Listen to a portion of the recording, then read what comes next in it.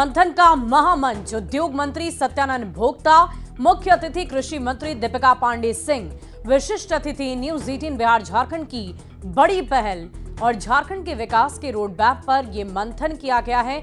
और सीधे वो लाइव तस्वीरें हम आपको दिखा रहे हैं जहां पर इस कार्यक्रम की शुरुआत की गई है बिजनेक्स्ट और ये काफी कार्बन इंटेंसिव है।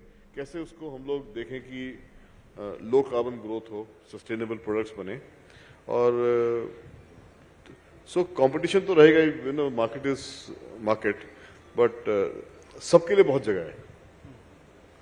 तो अगर 2 ब्लास्ट फर्नेस हर साल लगानी है तो सबके लिए बहुत जगह है। 5 मिलियन टन की बोला बहुत बड़ी होती है। तो आशीष सर देखो, आपने अभी कुछ देर पहले कहा था ना कि आयरन ओर से शुरू हुआ था वेदांता, मतलब सेसा गोवा, फिर Hindustan Zinc, Balco and Cairn India, बहुत कुछ है बात करने लायक तो इसमें। सो हर ऑलमोस्ट असेट पे आप लोग, हर ऑलमोस्ट मिनरल में आप लोग मौजूद हो, थोड़ा ज्यादा या जो छूट गए उसमें भी आ ही जाओगे विद टाइम। सो यहां पर स्टील ही रहेगा या हम आगे चल के देखें कुछ और बड़े प्रोजेक्ट्स भी आने वाले हैं, क्योंकि कैपेसिटीज तो है इस जगह पर, मिनरल्स भी हैं, गवर्नमेंट भी सपोर्टिव है। सो क्या मान के चले हम यहां से आगे क्या क्या और देखने वाले हैं? इनफैक्ट आज ही दोपहर को अग्रवाल साहब के साथ एक रिव्यू था हम लोगों का और उनका आइडिया बहुत क्लियर है कि झारखंड में whatever we can do we will do. मतलब अभी हम लोगों ने इनिशियल डेज हैं, क्योंकि ज्यादा पुराने नहीं हम लोग झारखंड में, बट झारखंड स्टेट के साथ जुड़ के और मिनरल्स में और मेटल्स में जो भी अपॉर्चुनिटीज हैं एक्सप्लोर करेंगे हम लोग we are very open to that. तो मतलब सर, क्योंकि मीडिया वाले हैं ना, तो बार बार हमें सवाल पूछने की आदत रहती है, तो क्या मिनरल्स जिनके साथ अब आप नेक्स्ट जाने की सोच रहे हो, अगर हम स्टील से बढ़ते हैं थोड़ा थोड़ा आगे, तो क्योंकि बैकवर्ड इंटीग्रेशन भी होता है, बहुत सारी चीजें भी आती हैं।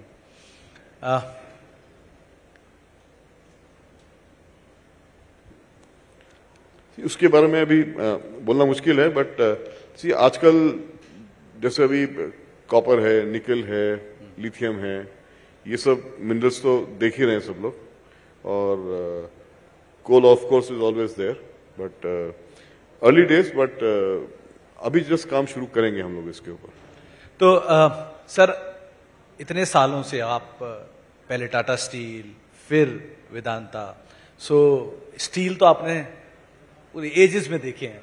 सो मेटल स्पेस को लेकर अभी आपका आउटलुक क्या कहता है ओवरऑल? स्टील को भी अगर मैं आधार मान लूं या बाकी एसेट क्लास को भी आधार मान लूं, किस तरह की डिमांड है डोमेस्टिक साइड पर, एक्सपोर्ट साइड पर भी? जैसा कि मैंने आपसे कहा था कि अगर 7-8% जीडीपी ग्रो करेगा तो मेटल्स की डिमांड तो रहेगी इंडिया में, because without metals how will you grow? चाहे वो एल्यूमिनियम हो, चाहे आपका स्टील हो, और चाहे कॉपर हो। कॉपर खास तौर पे जैसे इलेक्ट्रिक व्हीकल्स आएंगे अभी, तो कॉपर की डिमांड बढ़ेगी, प्लस इलेक्ट्रिफिकेशन होगा इंडिया में, एल्यूमिनियम भी रहेगा, plus C construction will happen, urbanisation will happen. You know, this country should be at least 50% urban in the next 10-15 years. So urbanization will consume a lot of these metals. So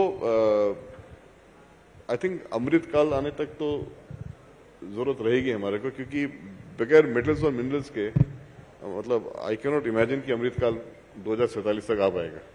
तो sir, क्योंकि government ने बहुत सारा कामकाज किया, domestic industries को भी काफी बढ़ावा दिया, कई छोटे जो एसएमईज रहते हैं वो भी बहुत बड़े होने लगे, वहां पर भी अच्छे ऑर्डर्स आ रहे हैं। और एक प्लांट का डेवलपमेंट अगर आप एक स्टेट में एक जगह पे करते हो तो उसके आसपास का बहुत कुछ हिस्सा डेवलप हो जाता है। वहाँ होटल्स भी आते हैं, वहाँ ट्रेन्स भी आती हैं, वहाँ ट्रैक्स भी आती हैं, वहाँ एक्सपेंशन भी होता है, लॉजिस्टिक का एक्सपेंशन होता है।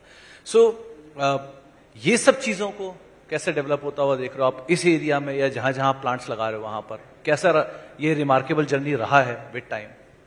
जैसे अभी हम लोग एक्सपेंशन प्लान कर रहे हैं बोकारो में और आसपास के एरियाज में। सो हम लोग अभी ड्राइंग बोर्ड में, बट हमें वहां पे we want to set up a large hospital there, we want to set up a college there. तो हम लोग चाहते हैं कि we want to spend money on public infrastructure, health पे, एजुकेशन पे, स्किलिंग पे, और क्योंकि फ्यूचर के एम्प्लॉयज हम खुद ही जनरेट कर लेंगे यहाँ से लोगों को स्किल करके, और लोगों का पलायन भी कम होगा उससे, और लोगों को सक्षम बनाएंगे। और उसके लिए जो भी इकोसिस्टम चारों तरफ डेवलप करना है, तो मेरे को लगता है कि अगर स्टील प्लांट में 10,000 एम्प्लॉय काम करते हैं तो बाहर कम से कम 1 लाख लोगों पे तो फर्क पड़ ही जाता है उसका, तो वो तो इम्पैक्ट आएगा ही आएगा। और हम लोग कोशिश करेंगे कि मतलब the fruits of this progress are shared with all the people. कम लोग शायद ये बात जानते होंगे कि वेदांता ऑयल एंड गैस में भी बहुत एग्रेसिवली कामकाज करता है और एक बड़ा एक्सपेंशन वहां पर भी है, दो वो ग्रुप का ही हिस्सा है। तो उस स्पेस को लेकर क्या अभी आउटलुक है, ओवरऑल सिचुएशंस कैसी हैं, मार्केट्स कैसे हैं वहां पर? हमारी जो group company Cairn oil and gas है, तो उसके भी काफी एक्सपेंशन प्लान्स हैं। अभी तो हम लोग असम में भी देख रहे हैं एक्सप्लोरेशन, ऑफशोर भी कर ही रहे हैं, ऑनशोर भी कर रहे हैं, और इच्छा ऊंची से बड़ा होने की है। तो उस सर ने भी बोला ना, इच्छा बड़ा होना चाहिए, सपना बड़ा देखना चाहिए। तो क्या सपना वहां पर देख रहे हो आप लोग? We want to be the largest producer of oil and gas in India. और स्टील में टाटा स्टील सबसे सामने खड़ा है और आप लोग वहां पर एक्सपेंशन भी कर रहे हो। We are very new in the steel industry. Steel में बहुत बड़े बड़े प्लेयर्स ऑलरेडी हैं, सो वहां तक पहुंचने में काफी समय लगेगा, काफी कैपिटल लगेगा, और कहना मुश्किल है, बट वेदांता अगर लॉन्ग टर्म में हमको नहीं दिखता है कि हम लोग टॉप 3 या 4 में रह सकते हैं किसी बिजनेस में, तो हम उस बिजनेस में नहीं रहेंगे। अक्सर ये मिथ होता है कि जो मेटल कंपनीज होती हैं या बड़ी कंपनीज होती हैं उन पे डेट भी बड़ा होता है, ठीक है, ये बहुत लोग बोलते हैं। लेकिन लोग ये अंदाजा लगाना भूल जाते हैं उनका केपेक्स भी बड़ा चल रहा है, तो भैया इतना बड़ा खर्चा है तो पीछे पीछे कर्जा भी होगा ही। और कर्जे को सिर्फ नंबर से आंकते हैं कि इतना बड़ा नंबर है, लेकिन एक्चुअल बुक की साइज पे देखे कि धंधा कितना आ रहा है और कर्जा कितना आ रहा है, तो उसमें बड़ा अंतर होता है। सो इस चीज को आप कैसे रीड कर रहे हो, एटलीस्ट वेदांता के संदर्भ में? We are creating assets, debt लेके फिजिकल एसेट्स क्रिएट हो रहे हैं, number 1। Number 2, we should also look at कि आपका एबिटा कवरेज कितना है, तो we are very good there. और